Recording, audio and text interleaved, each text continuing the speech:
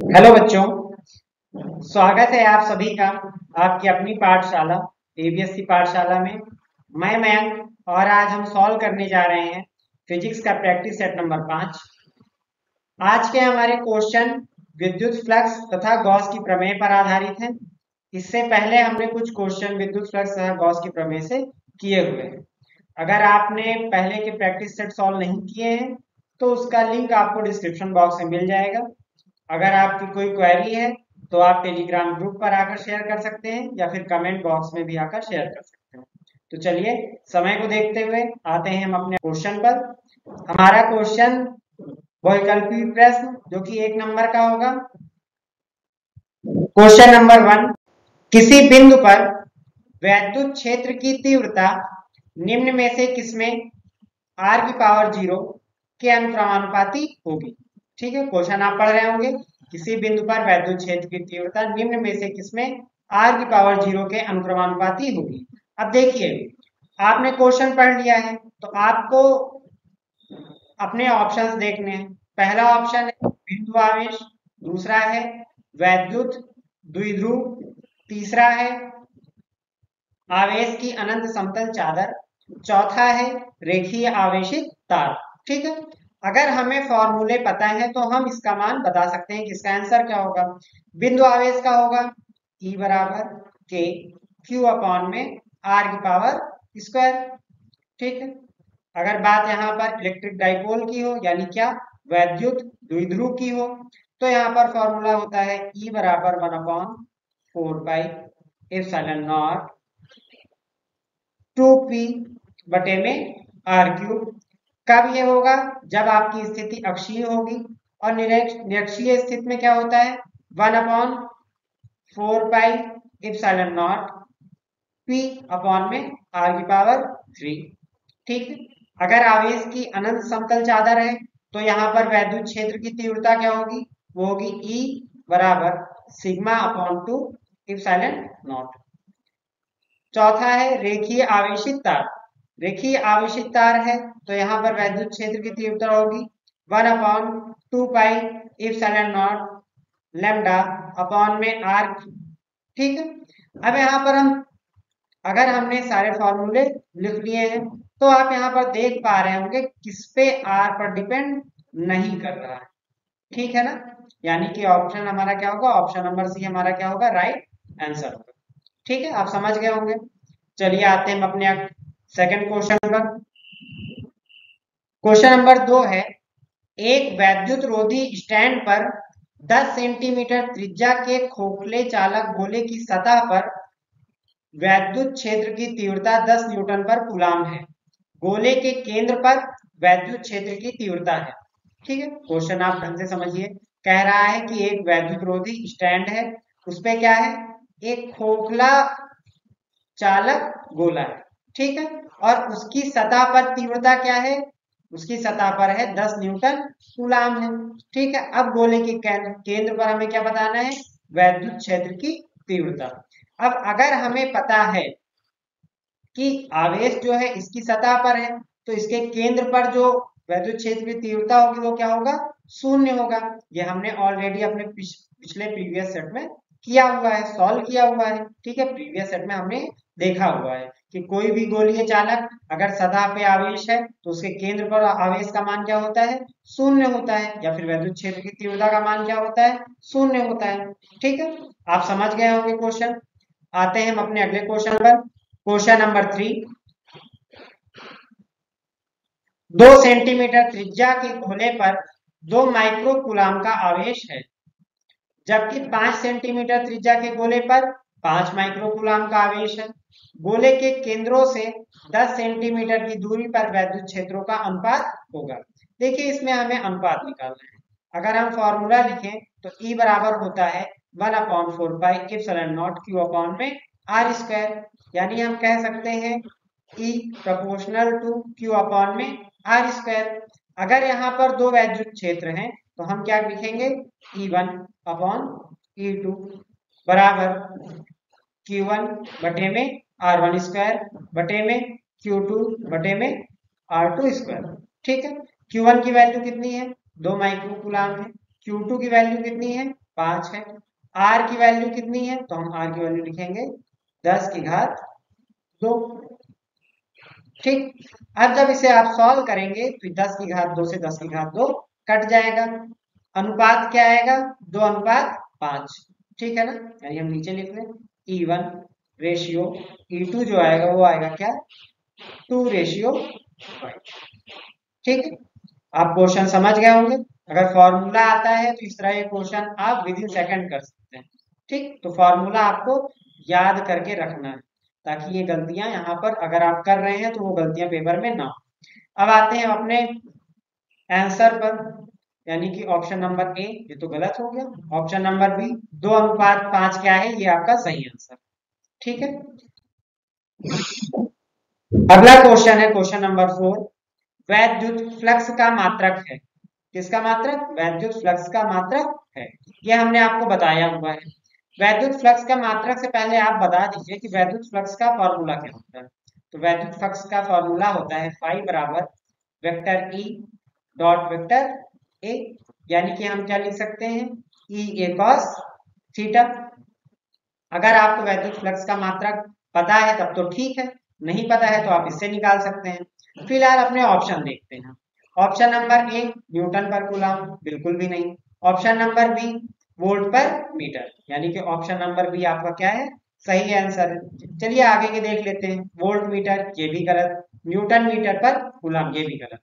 तो यहाँ पर अगर एक मात्रक वोल्ट पर मीटर है तो दूसरा मात्रक हमने आपको बताया हुआ है क्या होता है। ई का मतलब क्या हो गया, ई का मतलब विद्युत क्षेत्र की तीव्रता, और इसका मात्रक होता है न्यूटन पर कूलम। और एरिया का क्या हो गया, एरिया का आपका हो गया मीटर स्क्वायर, यानी कि हमने क्या लिखा, न्यूटन मीटर स्क्वायर पर कूलम। ठीक है, यानी कि एक मात्रक क्या हो गया, एक हो गया वोल्ट पर मीटर और दूसरा हो गया न्यूटन मीटर स्क्वायर पर कूलम। ठीक है, ये गलती आप बिल्कुल भी मत करिएगा। अच्छा, जाते जाते मुझे जो वैद्युत फ्लक्स की विमा भी बता दीजिए। तो वैद्युत फ्लक्स की जो विमा होती है वो होती है ml3 T⁻³ A⁻⁻1। कितनी होती है, ml3 T⁻³ A⁻⁻1। चलिए, आपको इसका पीडीएफ जो है वो टेलीग्राम ग्रुप पर मिल जाएगा। ठीक है, अगर आपने अभी भी टेलीग्राम ग्रुप नहीं ज्वाइन किया है तो उसका क्यूआर कोड ये दिया हुआ है नीचे, यहाँ पर लिंक भी आपको प्रोवाइड करी गई है। इसकी लिंक आपको डिस्क्रिप्शन बॉक्स में भी देखने को मिल जाएगी। अगर फिर भी आपकी कोई क्वेरी है आप कमेंट बॉक्स में आइए, कमेंट बॉक्स में शेयर कीजिए या फिर टेलीग्राम ग्रुप पे भी शेयर कर सकते हैं। आगे के हमारे प्रश्न अति लघुत्तरीय प्रश्न होंगे जो कि कितने नंबर के, 1 नंबर के होंगे। तो चलिए क्वेश्चन देखते हैं। क्वेश्चन नंबर 5 है, प्लस सिग्मा तथा माइनस सिग्मा पृष्ठ आवेश घनत्व वाली दो समांतर प्लेटों के बीच वैद्युत क्षेत्र का सूत्र लिखिए। मतलब दो समांतर प्लेटें हैं जिनका घनत्व आपको दिया है, एक कितना है प्लस सिग्मा है तथा दूसरा कितना है माइनस सिग्मा है, तो उनके वैद्युत क्षेत्र का फॉर्मूला लिखना है। तो ये फॉर्मूला आप याद कर लीजिए, इनका फॉर्मूला होता है E बराबर सिग्मा अपॉन इप्सिलॉन नॉट। क्या होता है, E बराबर सिग्मा अपॉन इप्सिलॉन नॉट जब दो समांतर प्लेटें दी गई हो। ठीक है, और जब एक समांतर प्लेट हो, जब एक समांतर प्लेट हो तो वैद्युत क्षेत्र की तीव्रता का फॉर्मूला क्या होता है, सिग्मा अपॉन में 2 इप्सिलॉन क्या होता है, E बराबर सिग्मा अपॉन में 2 इप्सिलॉन नॉट। इसको आप याद कर लीजिए और इसे नोट कर लीजिए, चाहे आप स्क्रीनशॉट ले लीजिए। फिलहाल आपको इसका पीडीएफ जो है वो टेलीग्राम ग्रुप पर मिल जाएगा। अगला क्वेश्चन है क्वेश्चन नंबर 6। किसी घन के केंद्र पर 10 माइक्रो कूलाम का एक आवेश रखा है, घन के एक फलक से निकलने वाले वैद्युत फ्लक्स की गणना कीजिए। अब देखिए कह रहा है कि यहाँ पर एक घन है, उसके केंद्र पर 10 माइक्रो कूलाम का आवेश रखा हुआ है। माइक्रो कूलाम को हम एक काम करते हैं, कूलाम में चेंज करते हैं, तो गुणा किससे करेंगे, 10 गुणे 10 की घात -6 से, यानी ये क्या हो जाएगा 10 की घात -5 कूलाम। ठीक, घन के एक फलक से निकलने वाले वैद्युत फ्लक्स की गणना करना है। पहले तो आप यहाँ पर ये बताइए फॉर्मूला कौन सा लगेगा। तो फॉर्मूला लगेगा गॉस थ्योरम का, फाई बराबर क्यू अपॉन में इप्सिलॉन नॉट। क्यू की वैल्यू हमको दी गई है, इप्सिलॉन नॉट की वैल्यू कितनी होती है 8.85 गुणे 10 की घात माइनस 12। 8.85 गुणे 10 की घात माइनस 12। मात्रक क्या होता है कूलाम स्क्वायर पर न्यूटन मीटर स्क्वायर। ये आप याद रख लीजिए, ठीक है। इसका मात्रक भी पेपर में पूछा जाता है। इप्सिलॉन नॉट यहाँ पर है क्या ये बताइए। तो इप्सिलॉन नॉट यहाँ पर है वायु अथवा निर्वात की क्या वैद्युतशीलता, वायु अथवा निर्वात की वैद्युतशीलता। ठीक है, मेरे साथ आप रिपीट करते रहिएगा जिससे आपको ये याद रहे। Q की वैल्यू जब हमने पुट की है तो Q की वैल्यू है 10 to the power -5। Epsilon naught की वैल्यू हम पुट करते हैं 8.85 इंटू 10 टू द पावर -12। ठीक है, अब ये आपका हो गया 1/8.85 10 टू द पावर -5। जब 10 टू द पावर -12 को ऊपर ले जाएंगे तो क्या हो जाएगा 10 की पावर 12, और जब इसको आप जोड़ेंगे तो आपका आएगा 10 की पावर 7। अब 1/8.85 है, जब इसको आप सॉल्व करेंगे तो आपकी जो वैल्यू है वो क्या निकल के आएगी 0.0112। इसको देखिए, इसको सही करिए, जो आपकी वैल्यू आएगी वो आएगी 0.112। इसको आप क्या लिख सकते हैं, इसको अभी फिलहाल इतना ही लिखते हैं। 5 बराबर क्या आया है 0.112 इंटू 10 टू द पावर 7। ये सभी फलकों से निकलने वाला वैद्युत फ्लक्स है। हमें क्या करना था, हमें एक फलक से निकलने वाले वैद्युत फ्लक्स की गणना करनी थी। यानी कि अगर हम बात करें तो घन में कितने फलक होते हैं 6 फलक होते हैं, मैंने प्रीवियस वीडियो में आपको बताया था। तो यानी अगर आपका जो टोटल वैद्युत फ्लक्स है उसको हम 6 से डिवाइड कर दें तो हमारी वैल्यू निकल के आ जाएगी। ठीक है, हमने लिखा 0.112 into 10 to the power 7 divide by 6।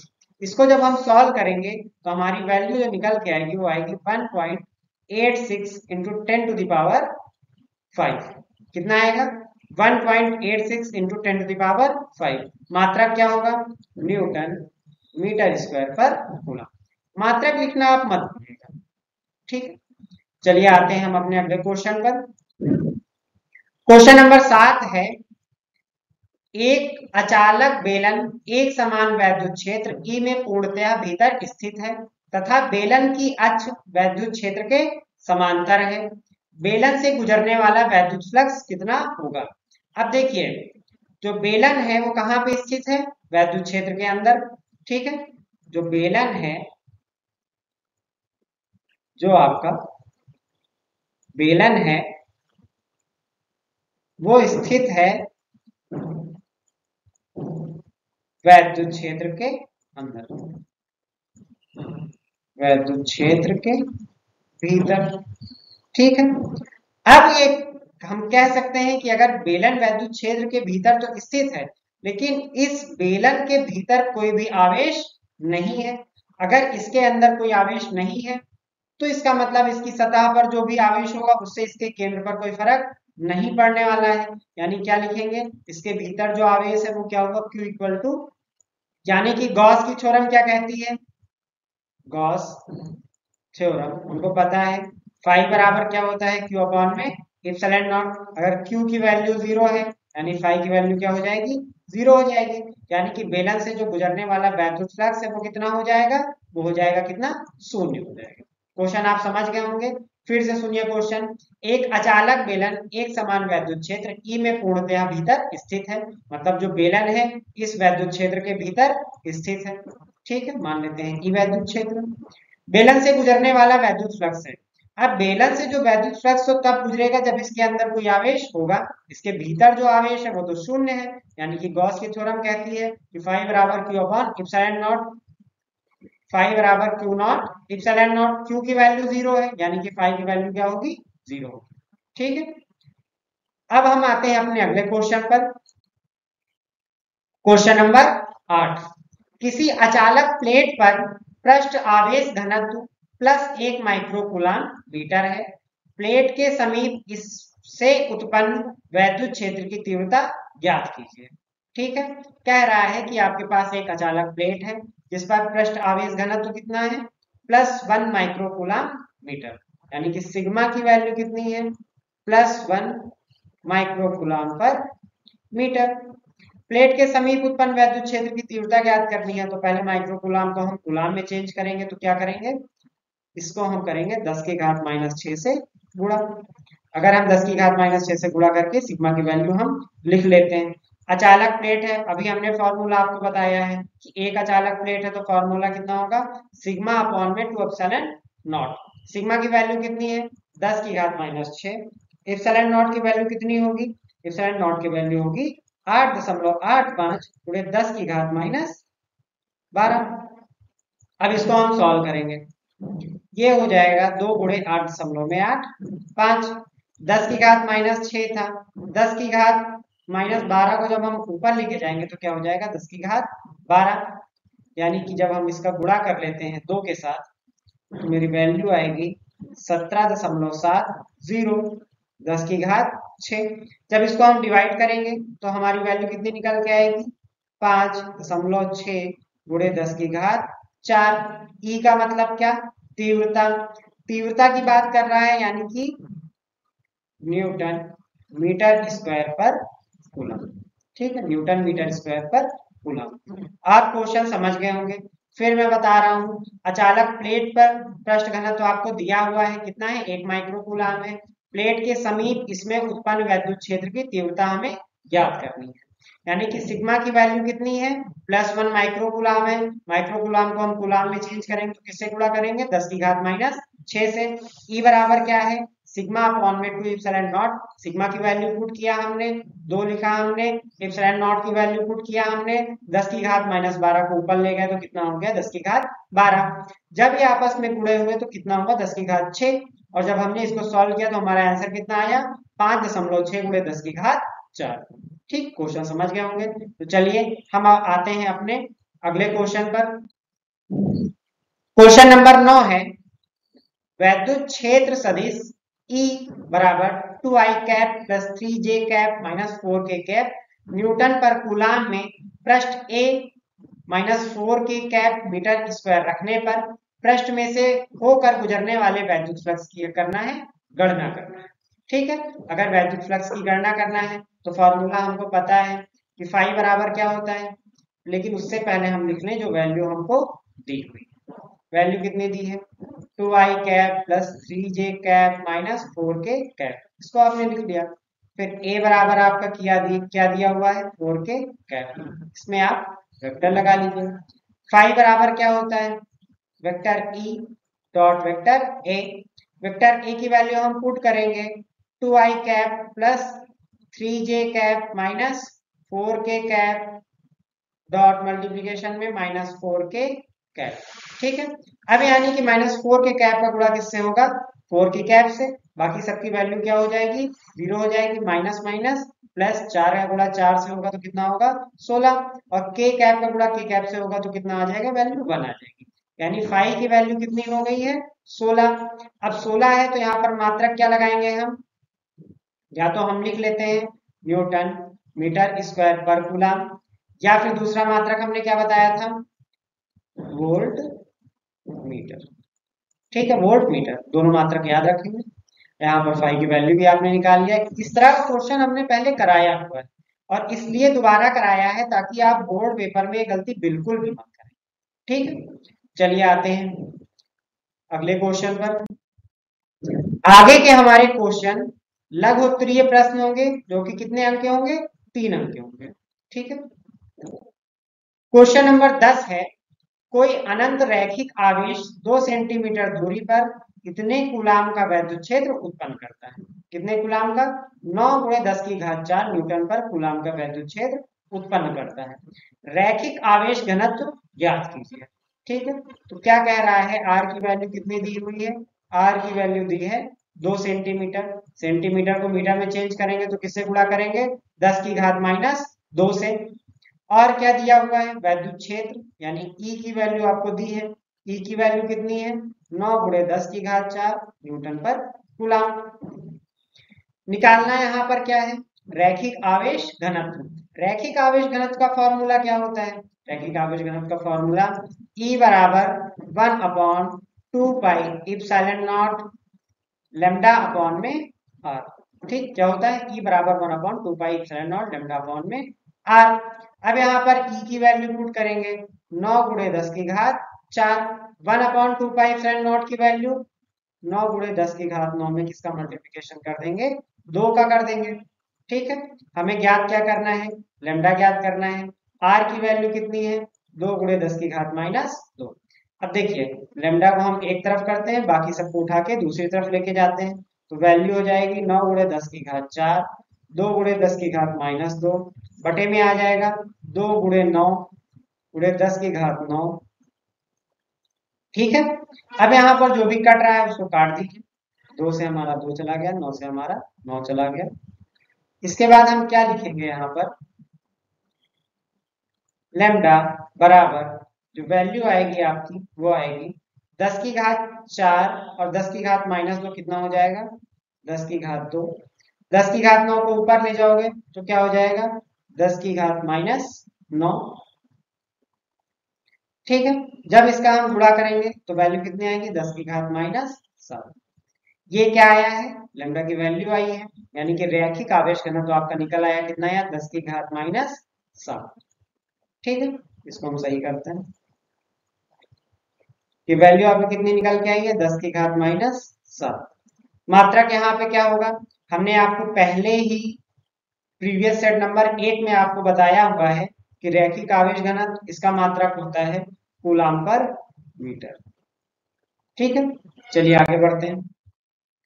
Question number 11 है, एक खोखले बेलन के भीतर +q आवेश स्थित है।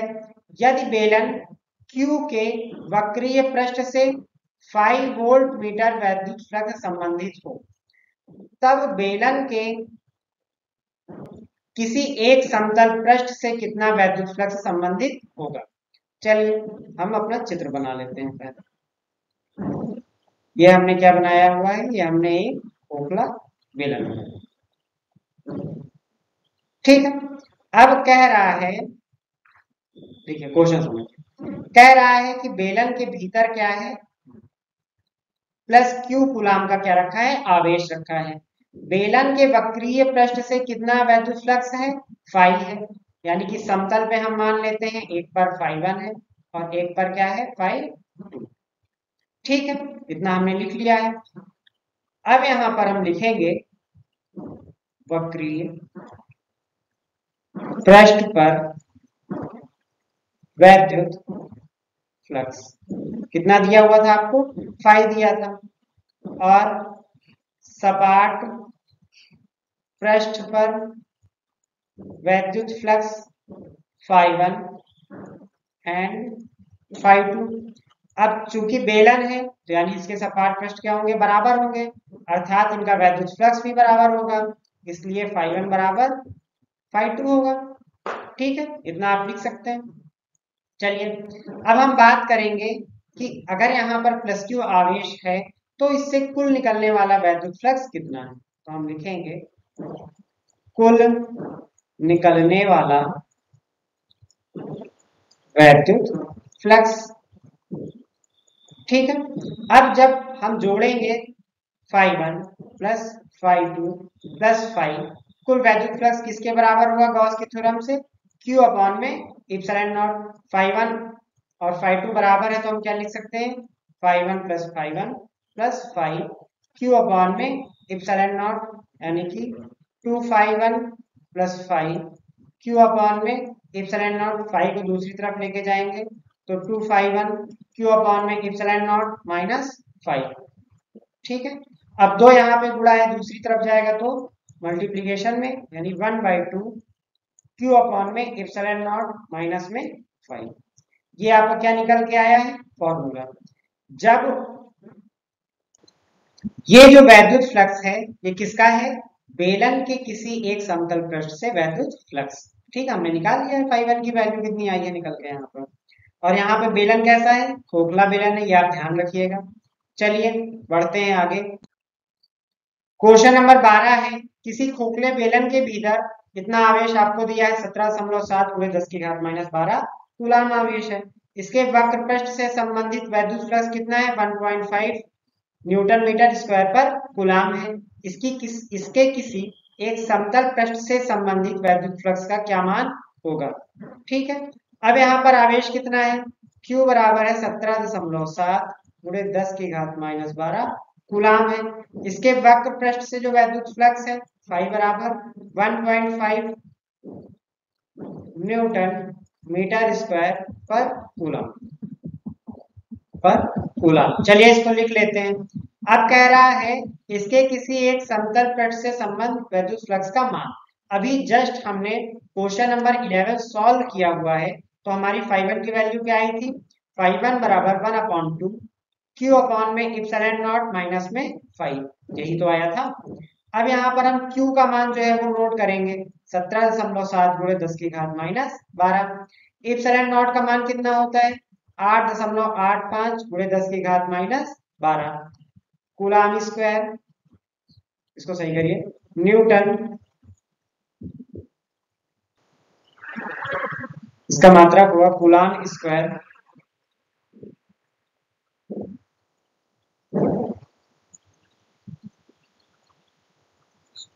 कूलाम स्क्वायर पर न्यूटन मीटर स्क्वायर। ठीक है, अब यहाँ पर इसकी वैल्यू यहाँ पर पुट कर देंगे 8.85 गुणे 10 की घात -12। फाई की वैल्यू कितनी है?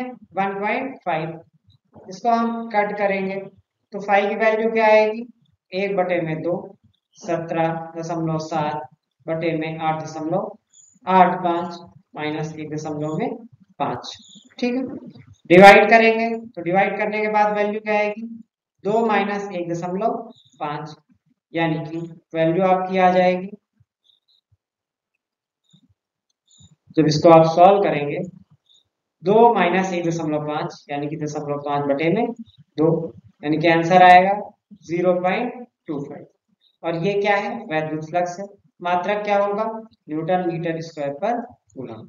ठीक है, आपने क्या निकाल लिया है? किसी एक समतल पृष्ठ से संबंधित वैद्युत फ्लक्स का मान। क्वेश्चन आप समझ गए होंगे। चलिए हम आप आते हैं अपने अगले क्वेश्चन पर। क्वेश्चन नंबर 13 है, स्थिर वैद्युतिकी में गॉस की प्रमेय लिखिए तथा उसको सिद्ध करिए। ठीक है, मतलब हमें गॉस की प्रमेय लिखना है तथा उसको सिद्ध करना है। तो पहले आप देख लीजिए गॉस की प्रमेय क्या थी। गॉस ने बताया कि किसी बंद पृष्ठ से होकर गुजरने वाले वैद्युत फ्लक्स तथा पृष्ठ द्वारा परिबद्ध कुल आवेशों के बीच एक परिणात्मक संबंध उन्होंने स्थापित किया। ठीक है ना, गॉस ने क्या किया है? वैद्युत फ्लक्स तथा पृष्ठ द्वारा परिबद्ध कुल आवेशों के बीच उन्होंने एक परिणात्मक संबंध स्थापित किया, जिसे हम क्या कहते हैं? गॉस की प्रमेय या फिर गॉस का नियम कहते हैं। इस प्रमेय के अनुसार क्या था कि किसी बंद पृष्ठ से गुजरने वाला वैद्युत फ्लक्स उस पृष्ठ द्वारा परिबद्ध किसी बंद पृष्ठ से गुजरने वाला वैद्युत फ्लक्स उस पृष्ठ से परिबद्ध कुल वैद्युत आवेश का कितने गुना होता है? 1/ε0 गुना होता है। एक बार हम फिर रिपीट करेंगे, किसी बंद पृष्ठ से गुजरने वाला वैद्युत फ्लक्स उस पृष्ठ द्वारा परिबद्ध कुल वैद्युत आवेश का 1/ε0 गुना होता है। ठीक है, यानी कि फॉर्मूला क्या होगा? φE बराबर Q अपॉन में ε0। ठीक है, अब यहाँ पर हमें गॉस की प्रमेय भी सिद्ध करनी है, तो चलिए करते हैं। हम क्या करेंगे? एक एक पृष्ठ मान लेंगे। चलिए एक पृष्ठ मान लिया हमने। इस पृष्ठ में कोई एक क्षेत्रफल ले लेंगे जो कि आपका क्या है? DA है। ठीक है, इसमें एक बिंदु मान लेंगे O, जिसपे आवेश कितना रखा हुआ है? +Q आवेश रखा हुआ है। अब +Q आवेश की वजह से यहाँ पर एक तीव्रता बनेगी E। ठीक, अब यहाँ पर हम इसको मिला लेते हैं। अब हम देख रहे हैं इसके बीच में एक घनकोण बन रहा है, जिसको हम क्या बोलेंगे? D omega. ठीक, और डी ओमेगा की वैल्यू होती है DA cos थीटा बटे में R स्क्वायर। इसको हम लिख लेंगे यहाँ। अब हमें पता है कि इससे गुजरने वाला जो वैद्युत फ्लक्स होगा इस छोटे से पार्ट का, वो होगा D फाई बराबर vector E dot vector D A. ठीक है, यानी कि हम कह सकते हैं कि डी फाई बराबर ई की वैल्यू कितनी होती है, ई की वैल्यू हम यहाँ लिखेंगे, ई बराबर 1/4 पाई एप्सिलॉन नॉट क्यू बटे में आर स्क्वायर, यानी कि डी फाई बराबर ई की वैल्यू पुट करेंगे 1/4 पाई एप्सिलॉन नॉट क्यू बटे में आर स्क्वायर, और मल्टीप्लाई में क्या हो जाएगा, डॉट में था तो डी ए कॉस थीटा। ठीक है, इतना हम लिख लेंगे। फिर हम क्या करेंगे, दोनों साइड्स का इंटीग्रेशन करेंगे। जब हमने दोनों साइड का इंटीग्रेशन किया हुआ है 1/4 pi epsilon naught q upon में r square d a cos theta. बाकी जो बची हुई चीजें हैं डी ए कॉस थीटा के अतिरिक्त, उनको हम क्या करेंगे, उनको हम बाहर कर देंगे। ये आपका हो जाएगा क्यू अपॉन में 4 पाई एप्सिलॉन नॉट गुणे में 1/r² integration of D a cos theta. एक काम करते हैं, यहां पर हम जो आपका 1/r² है इसको भी अंदर रखते हैं। ठीक है, देखिए हम यहाँ पर इंटीग्रेशन का साइन लगाएंगे, लिखेंगे डी ए कॉस थीटा बटे में आर स्क्वायर। अब डी ए कॉस थीटा बटे में आर स्क्वायर हमको पता क्या होता है, डी ओमेगा, तो हम लिख लेंगे Q upon 4 pi epsilon not D a cos theta integral of D omega. और डी फाई का इंटीग्रेशन क्या होगा, फाई होगा, और डी ओमेगा का इंटीग्रेशन हो जाएगा फाई बराबर क्यू अपॉन में 4 pi epsilon not, D omega का इंटीग्रेशन होगा आपका जाके 4 पाई, 4 पाई से 4 पाई कट गया, फाई बराबर क्यू अपॉन में एप्सिलॉन नॉट। ये हमारी गॉस की थ्योरम जो थी वो क्या हुई, प्रूव हो गई। ठीक, आप समझ गए होंगे हमने क्या किया है।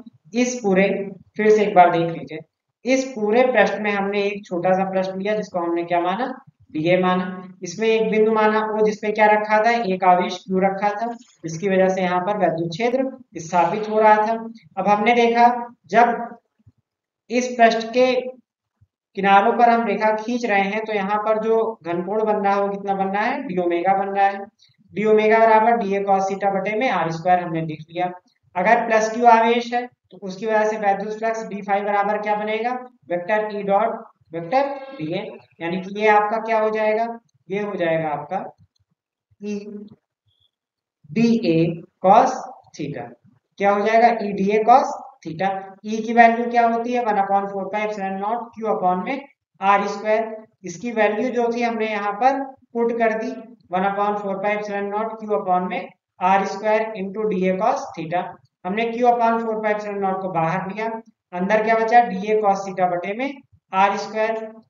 डी ए कॉस थीटा बटे में आर स्क्वायर हमको पता है वैल्यू क्या होती है, डी ओमेगा, हमने डी ओमेगा लिख लिया। इंटीग्रेशन ऑफ डी ओमेगा बराबर होता है 4 पाई, 4 पाई से 4 पाई कट गया, फाई बराबर क्यू अपॉन एप्सिलॉन नॉट, यानी कि जो गॉस की थ्योरम थी वो प्रूफ हो गई। चलिए हम आते हैं अपने अगले क्वेश्चन पर। अगला क्वेश्चन हमारा दीर्घ उत्तरीय प्रश्न है जो कि कितने अंक का है, 5 अंक का। ठीक है, क्वेश्चन नंबर 14 देखते हैं। सिग्मा आवेश घनत्व वाले किसी अनंत विस्तार के समावेशित पृष्ठ के निकट r दूरी पर वैद्युत क्षेत्र की तीव्रता का सूत्र लिखिए। ठीक है, या फिर अथवा में है, गॉस के नियम का प्रयोग करते हुए एक असीमित विस्तार वाली आवेशित चादर के निकट वैद्युत क्षेत्र की तीव्रता ज्ञात कीजिए। आवेश के पृष्ठ घनत्व से क्या तात्पर्य है, गॉस की प्रमेय के आधार पर असीमित विस्तार वाले आवेशित समतल चादर के निकट किसी बिंदु पर वैद्युत क्षेत्र की तीव्रता का सूत्र स्थापित करना है। गॉस का नियम अभी आपको बताया हुआ है। इसकी सहायता के एक समान रूप से आवेशित अनंत विस्तार की समतल चादर के निकट बिंदुओं पर वैद्युत क्षेत्र की तीव्रता के लिए व्यंजक प्राप्त करिए। गॉस की प्रमेय, अनंत विस्तार की समतल आवेशित चालक चादर के निकट वैद्युत क्षेत्र की तीव्रता का व्यंजक प्राप्त करिए। अब देखिए ये जो क्वेश्चन है, ये क्वेश्चन ने कितने रूप बदले, 1 2 3 4, 4 बार ये अलग अलग तरीकों से पूछा गया। क्वेश्चन सेम था।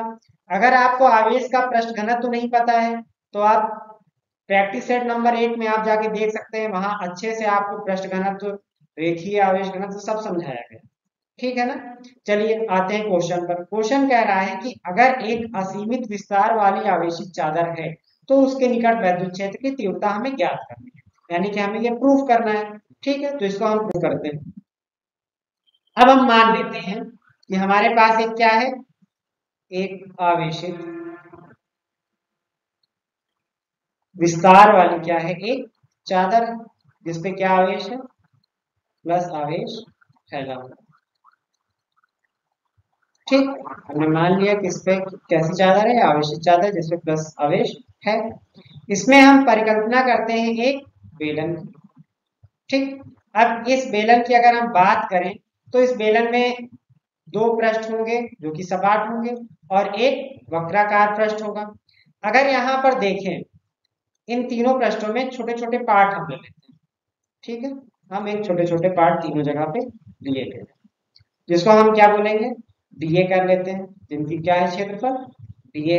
डीए की दिशा यहाँ पर कुछ इस तरह होगी, इस जगह पर कुछ इस तरह होगी और यहाँ पर कुछ इस तरह होगी। अब यहाँ पर हम देखेंगे कि इस आवेश की वजह से इसमें वैद्युत क्षेत्र यहाँ पर ई इस दिशा में बनेगा, इसमें इस दिशा में बनेगा, और जो यहाँ पर जो वक्राकार पृष्ठ है इस पे इस दिशा में बनेगा। यानी कि जो आपका वक्राकार पृष्ठ था उस पे कितना बना, 90 डिग्री बना, और जो आपके सपाट पृष्ठ थे, समतल पृष्ठ थे, उस पे 0 डिग्री बना। यानी कि पहले हम क्या करेंगे, पहले हम टोटल यहाँ पर होने वाला वैद्युत फ्लक्स निकालेंगे। हम मान लेते हैं कि इस पे है φ1, इस पे है φ2 और यहाँ पर है φ3। तो हम लिखेंगे φ1 प्लस φ2 प्लस φ3। ठीक है, अब φ1 बराबर इंटीग्रल बराबर ई डी ए कॉस थीटा। लेकिन φ1 पे देखें तो थीटा की वैल्यू कितनी है, 0 है, तो हम 0 लिख लेंगे। Integral of E d a cos theta, यानी कि जब हम यहाँ पर लिख लेंगे S1 S2, अगर S2 की बात करें तो इस पे क्या है, cos 0 है, और S3 पे क्या है, ई डी ए cos 90। ठीक है, cos 0 की वैल्यू 1, यानी कि आपका क्या हो जाएगा, ई बाहर आ जाएगा, अंदर आ जाएगा डी ए, प्लस यहाँ पर ई बाहर हो जाएगा, अंदर आ जाएगा डी ए, और cos 90 की वैल्यू क्या होती है, 0, यानी कि ये वैल्यू हो जाएगी 0। इतना हम समझ गए होंगे। अब ई को हमने क्या किया, कॉमन ले लिया।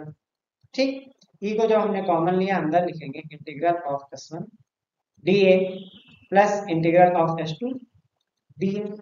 ठीक, अब डीए का जब इंटीग्रेशन करेंगे तो ये यहाँ पर जो ये पृष्ठ है इसका पूरा क्षेत्रफल हम मान लेते हैं ए है, इसका भी क्षेत्रफल हम मान लेते हैं ए है, यानी कि S1 कितना होगा, ए होगा, और S2 भी ए हो जाएगा, यानी कि हम क्या लिखेंगे, ए प्लस ए, यानी कि आपका क्या आ जाएगा मान, फाइव बराबर 2E ए।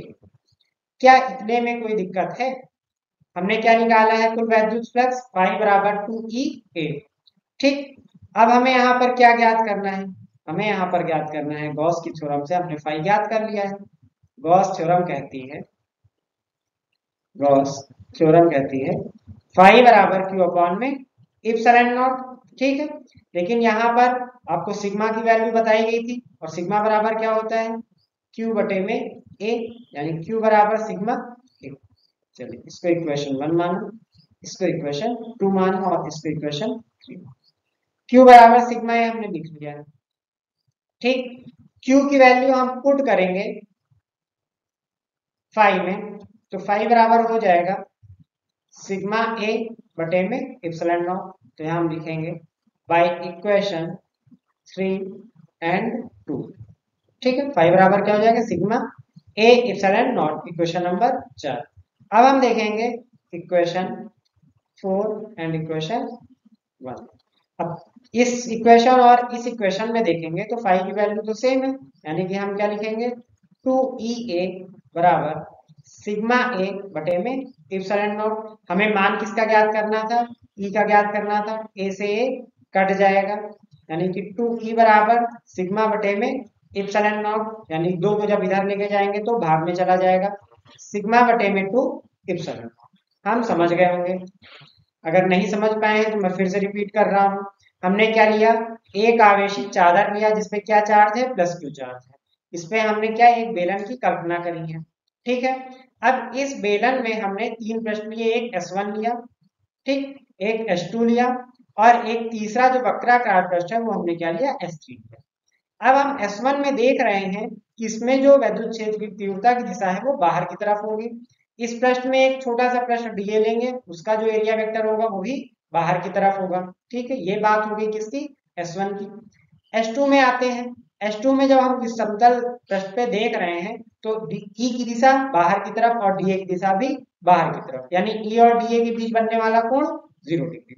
लेकिन जो इसका वक्राकार पृष्ठ है, इस पे एक छोटा सा प्रश्न डीए लेंगे तो डीए की दिशा ऊपर की तरफ और ई की दिशा इसके लंबवत, यानी डीए और ई के बीच में कोण कितना बनेगा, 90 डिग्री बनेगा। ठीक है, अब इस पूरी चादर की वजह से जो वैद्युत फ्लक्स है उसको हम जोड़ेंगे, यानी कि फाई बराबर phi one plus phi two plus phi three.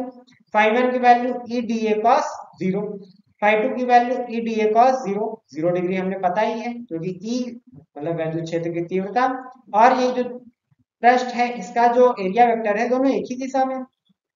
लेकिन जो इसका जो बेलन है, बेलन का जो वक्र पृष्ठ है, इनकी और विद्युत क्षेत्र की तीव्रता है इसके बीच 90 डिग्री बन रहा है, तो हम क्या लिखेंगे, ई डी ए कॉस 90। ये वैल्यू आ गई मेरी 0। ये यहाँ पर हमने ई ले लिया common, integral of S1 DA plus integral of S2 DA. ठीक है, हमें पता है कि अगर इसका क्षेत्रफल a है तो इसका भी क्षेत्रफल a होगा, यानी a प्लस a 2EA हमने इक्वेशन नंबर 1 मान लिया। गॉस की थ्योरम क्या कहती है, फाई बराबर Q upon epsilon not, sigma बराबर क्यू अपॉन ए, क्यू बराबर सिग्मा ए।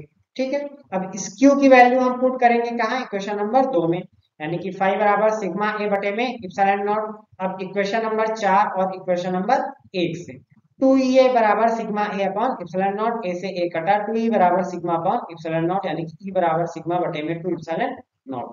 ये वैल्यू हमारी निकल के आ गई। ठीक है, तो आप डेरिवेशन समझ गए होंगे। अगर आपको समझ में नहीं आया है तो आपकी जो भी क्वेरी है वो आप हमसे बता सकते हैं। ठीक है, चाहे आप कमेंट बॉक्स में बताइए। अगर फिर उसके अलावा भी कोई दिक्कत आ रही है तो आप हमारे टेलीग्राम ग्रुप पे शेयर कर सकते हैं। और हमारा टेलीग्राम ग्रुप ज्वाइन करना है तो इसके लिए यहाँ पर आपको QR कोड दिया हुआ है, तो आप अपने दोस्तों के साथ ये वीडियो शेयर करते रहिए। क्वेश्चन का PDF है, ये भी आपको टेलीग्राम पे मिल जाएगा, वहां से आप डाउनलोड कर लीजिए, सॉल्व करते रहिए, अपने दोस्तों के साथ शेयर करेंगे तो एक प्रतिस्पर्धा बनेगी। और जो प्रीवियस सेट आपने नहीं सॉल्व किए, ठीक है, उन्हें आप ठीक तरीके से सॉल्व कर लीजिए, क्योंकि बहुत अधिक दिन नहीं बचे हैं आपके बोर्ड एग्जाम में।